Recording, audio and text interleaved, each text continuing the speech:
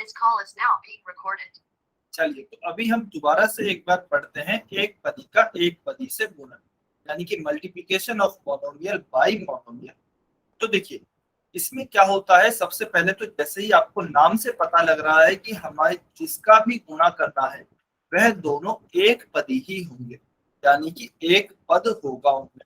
जैसे उदाहरण के तौर पर यदि हम बात करें इसी क्वेश्चन की, तो देखिए इसमें भी एक ही पद है और इसमें भी एक ही पद है। अच्छा, अब पदों को किससे अलग किया जाता है? पदों को हम जानते हैं प्लस और माइनस से अलग किया जाता है। ठीक है, तो यहाँ पर प्लस और माइनस नहीं है कहीं भी। यदि हम इसमें बात करें तो देखिए इसमें टोटल दो पद हो गए, एक पद यह हो गया और दूसरा पद यह हो गया, क्योंकि बीच में प्लस है। लेकिन हमें एक पद यह दिया गया है और एक पद यह दिया गया है और इन दोनों का गुणा करने के लिए बोला गया है। ठीक है, तो देखिए सबसे इंपॉर्टेंट जो बात आती है, बच्चे जो सबसे ज्यादा कंफ्यूज होते हैं वह होते हैं जब भी हम किन्हीं भी चरों को जोड़ते हैं या फिर जब भी हम किन्हीं भी चरों का गुणा करते हैं। उदाहरण के तौर पर मान लीजिए x गुणा x है और x प्लस x है। यह दो अलग अलग क्वेश्चन है। इसमें क्या कहा गया है कि x को x से गुणा करें, इसमें कहा गया क्या कहा गया है, x को x से जोड़ें। तो देखिए आपको दो चीजें याद रखनी है कि जब भी गुणा होगा, जब भी हमें गुणा करना होगा बीजीय व्यंजक का या फिर बहुपदों का, हम कौन से नियम लगाएंगे? हम लगाएंगे घातांकों के नियम। किसके नियम लगाएंगे? घातांकों के नियम, यानी कि लॉज ऑफ एक्सपोनेंट्स। ठीक है, अब वो लॉज ऑफ एक्सपोनेंट्स क्या होते हैं? तो देखिए मुख्यतः दो लॉज हम इसमें लगाने वाले हैं। पहला लॉ क्या है? ए की घात m गुना ए की घात n, कि यदि आपके आधार समान है और गुणा में है तो आपकी घातें जुड़ जाएंगी। पहला नियम तो होता है यह। अच्छा, यह सभी नियम हमने काफी डिटेल में पढ़े हैं जबकि हमने पहला चैप्टर पढ़ा था। तो पहले चैप्टर का लास्ट टॉपिक था घातांकों के नियम, लॉज ऑफ एक्सपोनेंट्स। ठीक है, अब दूसरा नियम क्या होता है? दूसरा नियम इसके विपरीत है कि यदि आपका जो आधार है वह अलग अलग है लेकिन घातें समान है, तो क्या होगा? घात आपकी एक बार ही लगेगी क्योंकि दोनों में समान है और इन आधारों का गुणा हो जाएगा। तो a गुणा b और उसकी घात m, तो क्या हो गया? a b की घात m हो जाएगी। a गुणा b क्या हो गया? a b हो गया है। ठीक है, तो जब भी आप गुणा करेंगे आप घातांकों के नियम लगाएंगे, लेकिन जब भी आप जोड़ या घटाव करेंगे, अच्छा ये घातांकों के नियम गुणा और भाग, जब भी आप गुणा या भाग करें तो घातांकों का नियम लगाएं। गुणा या भाग किनका? बीजीय व्यंजकों का। ठीक है, एक पदी का एक पदी से आप गुणा करें, भाग हम बाद में पढ़ेंगे लेकिन अभी मैं बता देता हूँ। तो गुणा और भाग में हम घातांकों के नियम का उपयोग करेंगे, जोड़ और घटाव में हम किनका उपयोग करेंगे? आपने पढ़े हैं, देखिए समान और असमान पद के कॉन्सेप्ट का। समान और असमान पद के कॉन्सेप्ट का हम उपयोग करने वाले हैं। और इसके बाद किसका उपयोग करेंगे? हम टर्म्स को कॉमन लेंगे, टर्म्स को, कुछ पदों को हम कॉमन लेंगे। ठीक है, तो देखिए ये चीजें आपको याद रखनी है। अब हम आते हैं कि इनके द्वारा हम क्वेश्चंस को कैसे सॉल्व करेंगे। सबसे पहले बहुत ही आसान, x गुना x। तो आप देखें तो देखिए दोनों का आधार समान है x और x का, इनके ऊपर कुछ भी घातें नहीं लिखी है, तो इसका मतलब इनके ऊपर कितनी घात होगी? क्या कोई भी बच्चा अनम्यूट करके बता सकता है कि दोनों x के ऊपर कितनी घात है? अच्छा चलिए मैं जिससे अनम्यूट करके पूछूं उनको बताना है। ठीक है, हाँ जी, नीला शर्मा की आईडी से जो स्टूडेंट है, आप बताएंगे अनम्यूट करके x के ऊपर कितनी घात है? अनम्यूट करके बता दीजिए, कमेंट करके बता दीजिए।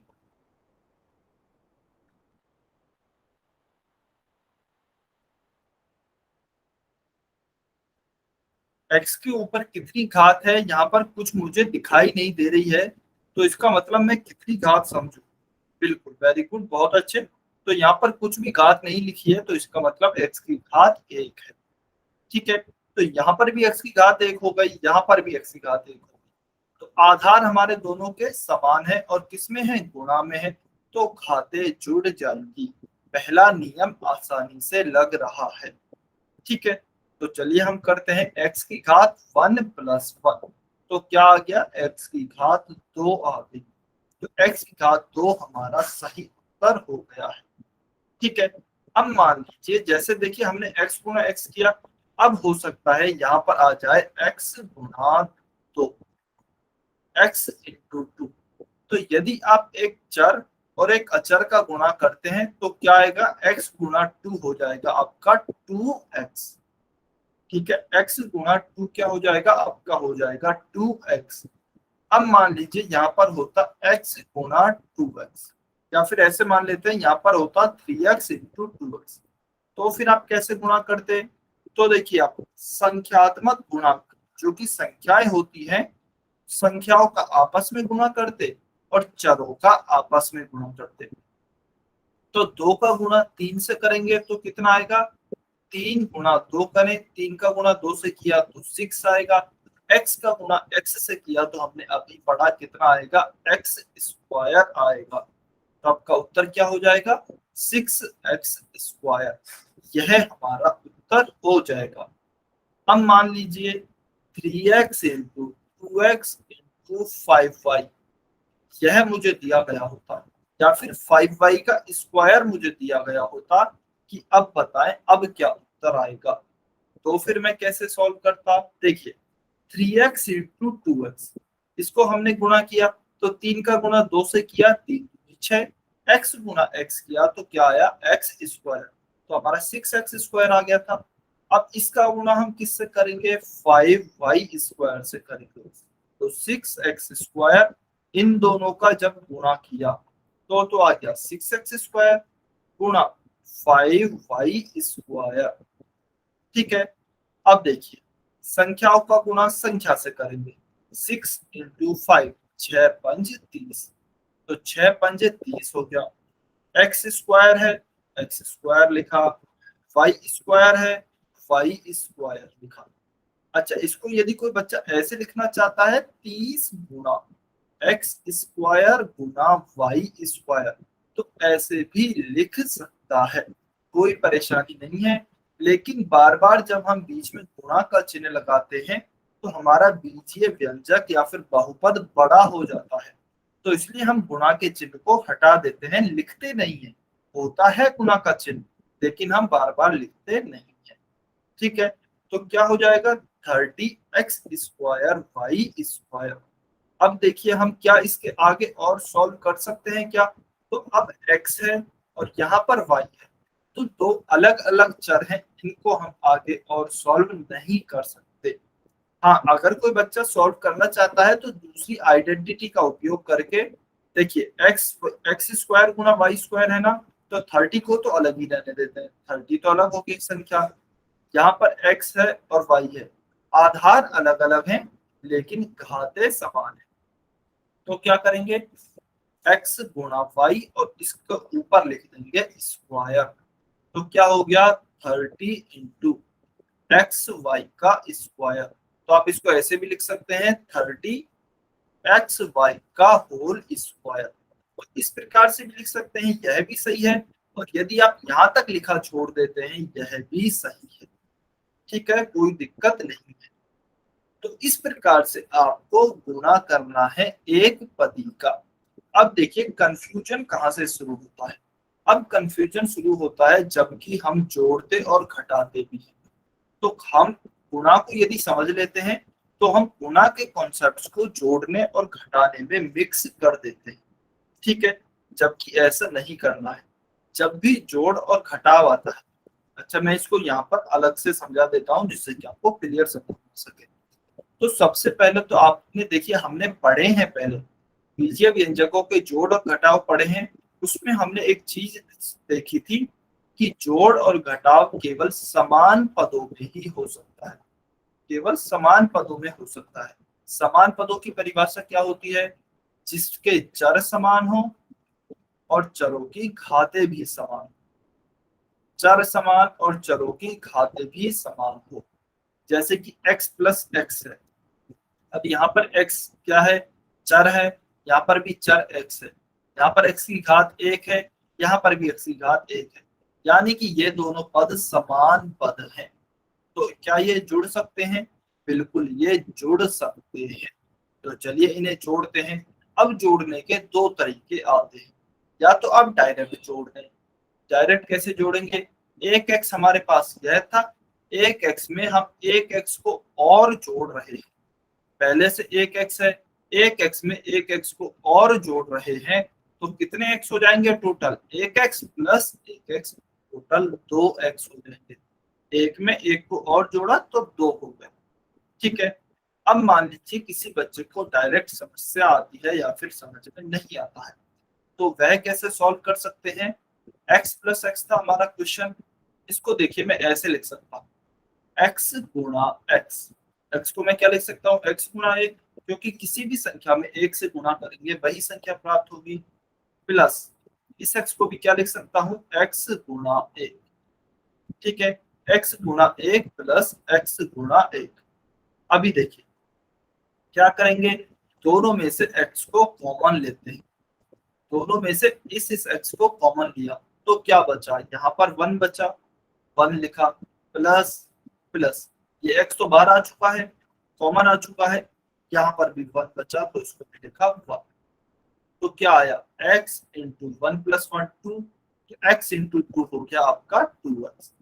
तो 2x हमारा देखिए दोनों मेथड से सेम उत्तर आया है, तो 2x हमारा सही उत्तर है।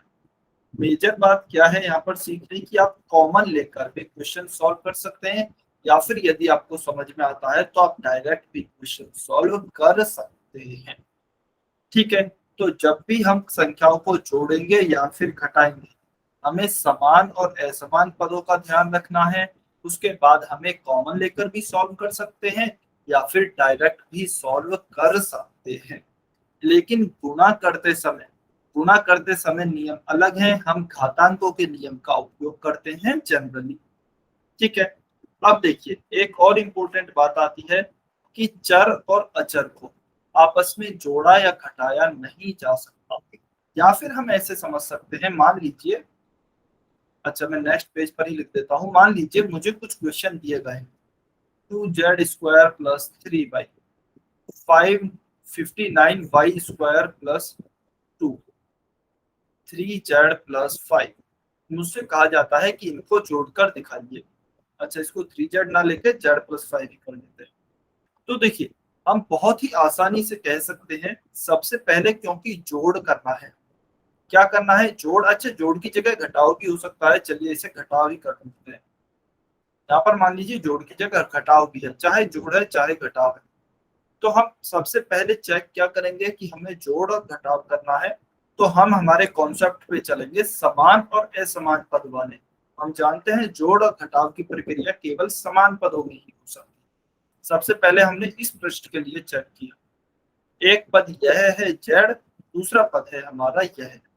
क्या दोनों समान पद हैं? क्या? बिल्कुल नहीं, दोनों में चर, इसमें तो चर ही नहीं है, इसमें चर है z। तो जब चर ही समान नहीं है तो यह समान पद नहीं होंगे, और जब समान पद नहीं होंगे तो कह सकते हैं कि इनको घटाया नहीं जा सकता। तो यही हमारा उत्तर होगा। ठीक है, अब चलते हैं इस प्रश्न पर। इस प्रश्न में हम क्या कह सकते हैं? इस प्रश्न में हम कह सकते हैं कि देखिए इसमें हमें जोड़ करना है, फिर से समान और असमान पद देखेंगे। तो चलिए यदि हम इसको जोड़ते हैं, 59y स्क्वायर प्लस 2, पद देखिए दोनों असमान पद हैं, अलग अलग पद हैं, समान पद नहीं है। जब समान पद नहीं है तो इन्हें भी जोड़ा नहीं जा सकता, तो हम कहेंगे आगे नहीं सॉल्व हो सकता, यही उत्तर है। सेम इस क्वेश्चन में भी इनको भी हम कहेंगे कि इनके भी जो पद हैं वह अलग अलग हैं, समान पद हैं, इन्हें भी जोड़ा नहीं जा सकता, तो यही हमारे उत्तर होंगे। ठीक है, तो जोड़ और घटाव में तो हम समान और असमान पदों के द्वारा सॉल्व कर सकते हैं, लेकिन यदि आपसे कहा जाता कि इन्हीं क्वेश्चंस को हमें गुणा करना है, तो अब प्रश्न क्या हो गए देखिए, 2z स्क्वायर गुणा 3y, ये दो ही पद हैं इसमें भी, लेकिन किसमें है? गुणा में है। सेम दूसरा क्वेश्चन 59y² गुना 2। सेम तीसरा क्वेश्चन z गुना -5। ठीक है, तो अब गुना हम कैसे करेंगे वो देख लेते हैं। वैसे हम देख चुके हैं। तो देखिए, गुणा में हम कोई भी समान और असमान पद नहीं देखेंगे। हम सबसे पहले क्या करेंगे, चलिए मैं इसको सॉल्व करता हूँ। इसको सॉल्व कैसे करेंगे, सबसे पहले तो हम संख्याओं का गुणा करते हैं। -5 यहाँ पर है, क्या यहाँ पर कोई संख्या है क्या? अब कोई बच्चा बोलेगा कि नहीं सर कोई संख्या नहीं है, या फिर कोई बच्चा बोलेगा एक संख्या है, यानी कि 1 लिखा हुआ है, क्योंकि 1 को हम लिखते नहीं है। तो -5 इंटू 1 करेंगे तो क्या आएगा, -5 आएगा। यहाँ पर z है, यहाँ पर कोई और चर नहीं है, तो -5z हो जाएगा। तो गुणा करने पर क्या आया, -5z। तो यह हमारा गुणा हो गया है। अब मुझे यहाँ पर गुणा करना है, तो 59 का गुणा करूंगा 2 से, तो क्या आएगा, यह आएगा आपका 118। और y² है, क्या कोई और चर है क्या? यहाँ पर कोई और चर नहीं है, तो y² का y²। ठीक है, अब मान लीजिए मुझे ये गुणा करना है, तो 2 इंटू 3, पहले संख्याओं का गुणा करता हूँ। 2 इंटू 3 क्या हो जाएगा, 6। तो यह तो हो गया 6। ठीक है, अब देखिए यहाँ पर z² है, क्या यहाँ पर कोई भी z है क्या? अच्छा 6 लिखा हमने, इसको गुणा में मैं अभी लिख देता हूँ z² और गुणा में लिखा रहने देता हूँ y। अभी केवल संख्याओं का गुणा किया है, बाकी एज इट इज लिखा हुआ है नॉर्मल। तो z² गुणा y है। क्या यहाँ पर आधार समान है क्या? नहीं है। क्या हमारी घातें समान है क्या? नहीं है। यहाँ पर 2 है, यहाँ पर 1 है, तो घातें भी अलग अलग हैं और हमारे आधार भी अलग अलग हैं। तो हम इसका मतलब इसके आगे सॉल्व नहीं कर सकते, इसे हम नॉर्मली ऐसा ही लिखा रहने देंगे z²y, क्योंकि हमारा कोई भी घातांक का नियम नहीं लग रहा है। ठीक है, तो इसका मतलब हम इसे क्या लिखेंगे, 6 का 6 और z²y, यही हमारा उत्तर होगा। ठीक है, तो आपको जोड़ को और गुणा को, जोड़ घटाव या फिर गुणा को आपको मिक्स नहीं करना है, तो वो बिल्कुल अलग अलग कॉन्सेप्ट है। क्या अब आपको समझ में आया क्या? अब बताइए। और किसी को डाउट है तो आप डाउट पूछ सकते हैं। आप क्या सभी बच्चों को क्लियर है?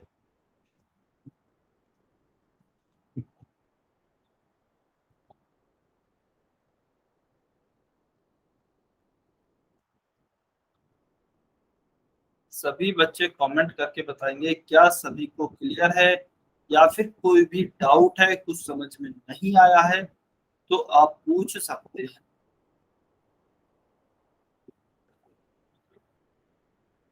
किन्हीं 2 बच्चों ने कमेंट नहीं किया है।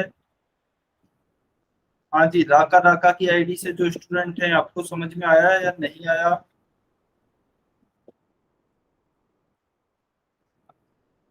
अच्छा एक बार अनम्यूट करके बताएंगे, फर्स्ट आप गुणा वाला बोल रहे हैं या फिर जोड़ वाला बोल रहे हैं? 2z² इंटू 3y, ये वाला बताना है क्या? 2z² इंटू 3y, ठीक है। तो देखिए इसे हम कैसे सॉल्व करते हैं, दोबारा समझते हैं एक बारी। हमें क्या दिया गया है, हमें दिया गया है 2z² गुणा 3y।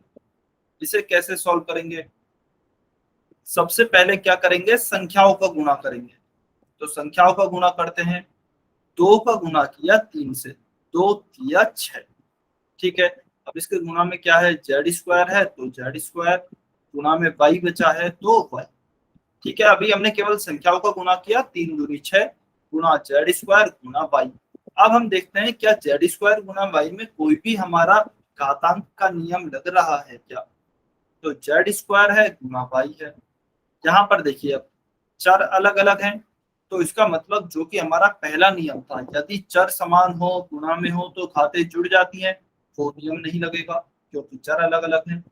घातें देखते हैं, घात यहाँ 2 है, यहाँ 1 है, तो घातें भी अलग अलग हैं, तो वह नियम भी नहीं लगेगा कि यदि घातें समान हो तो आधार गुणा हो जाते हैं। तो दोनों में से कोई भी नियम नहीं लग रहा।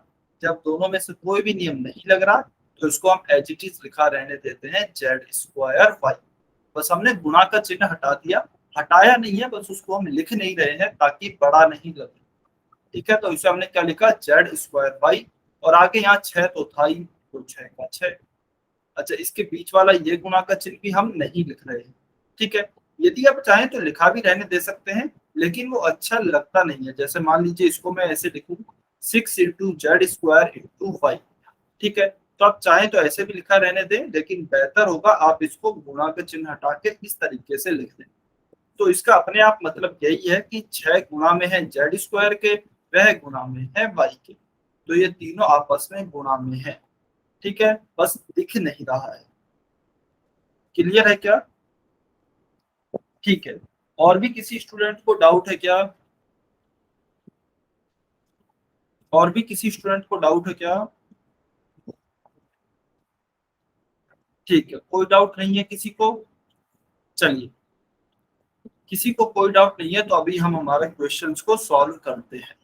देखिए, हमें क्या दिया गया है, 2Z² × 3ZY, ठीक है। इसको मैं सॉल्व करता हूं, इनको फिर आगे के प्रश्नों को आप सॉल्व करेंगे। सबसे पहले क्या करेंगे, संख्याओं का गुणा करेंगे। 2 × 3, 2 × 3 क्या हो गया, 6। अब देखिए, गुणा यहाँ पर क्या है, Z², तो Z² लिखा।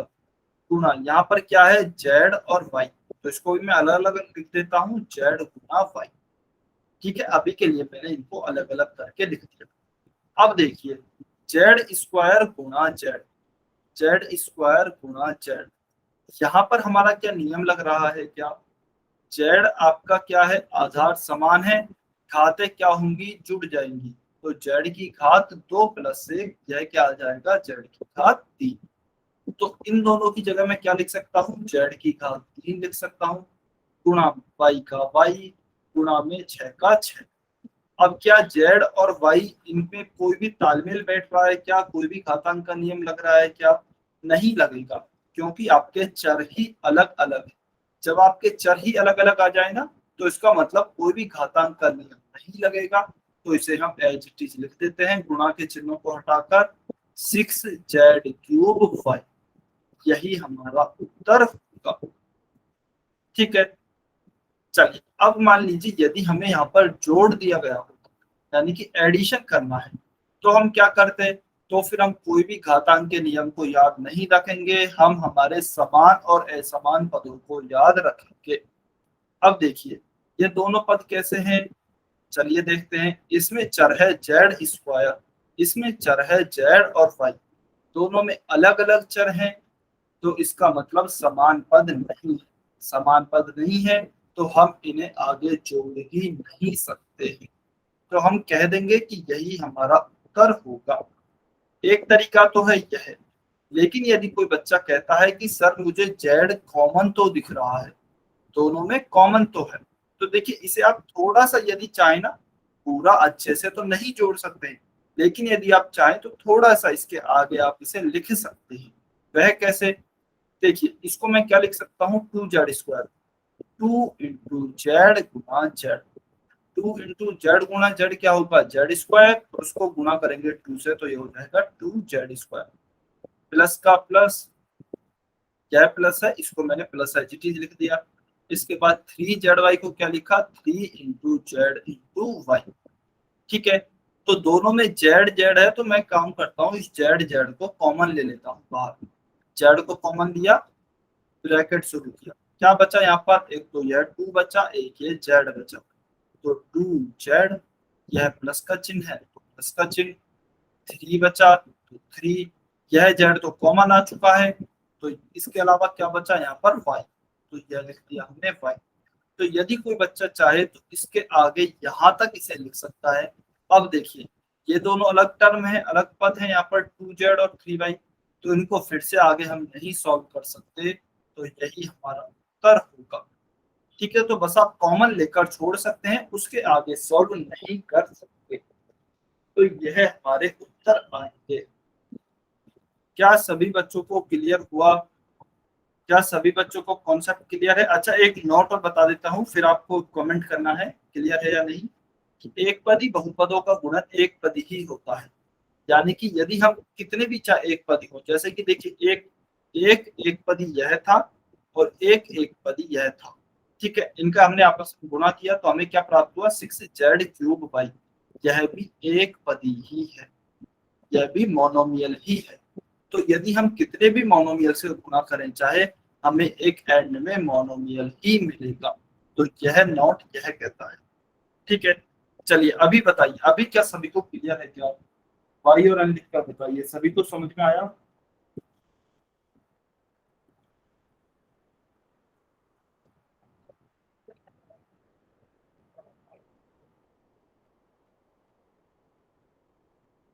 किसी को कहीं भी कुछ भी डाउट है तो पूछ लेना है।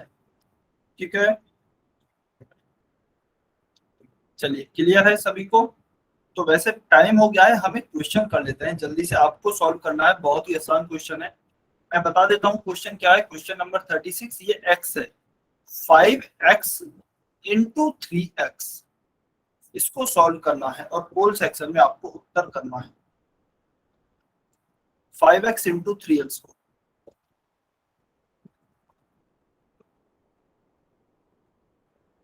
5x इंटू 3x को सभी बच्चे सॉल्व करें, पोल सेक्शन में उत्तर करें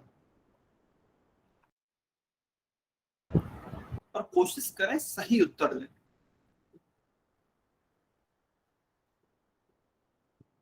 वैसे बहुत ही आसान क्वेश्चन है। संख्याओं को संख्या से गुणा करें, चरों को चर से गुणा करें।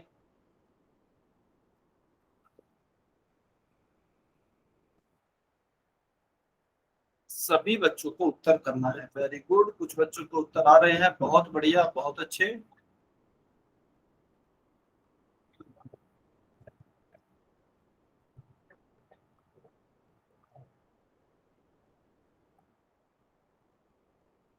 चलिए, किन्हीं दो बच्चों के उत्तर बाकी हैं, वो भी उत्तर करेंगे अपना।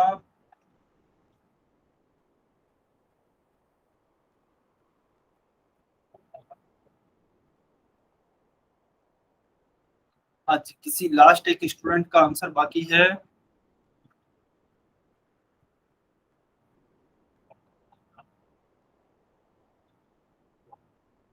Last 10 second.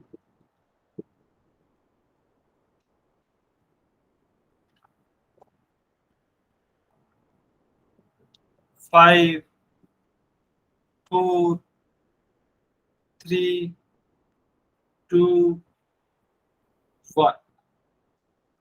आंसर,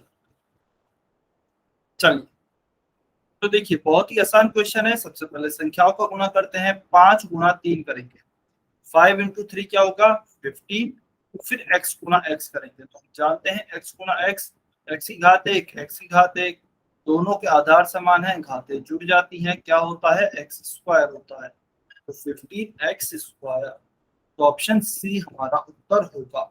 लेकिन यदि यही क्वेश्चन हमें जोड़ में पूछा होता, 5x + 3x, तो क्या होता, दोनों समान पद हैं, तो दोनों समान पद हैं तो जुड़ तो जाएंगे। तो क्या होगा जुड़ने के बाद उत्तर, 5x है, 5x में हम 3x को और जोड़ रहे हैं, तो कितना हो जाएगा, 5 और 3 8x। ठीक है, तो 8x है तो 15x² आया है। तो इनमें कंफ्यूज नहीं होना है, जोड़ने में और गुणा करने में। ठीक है, चलिए अभी तो आज की क्लास हम यहीं पर समाप्त करते हैं। यदि अभी किसी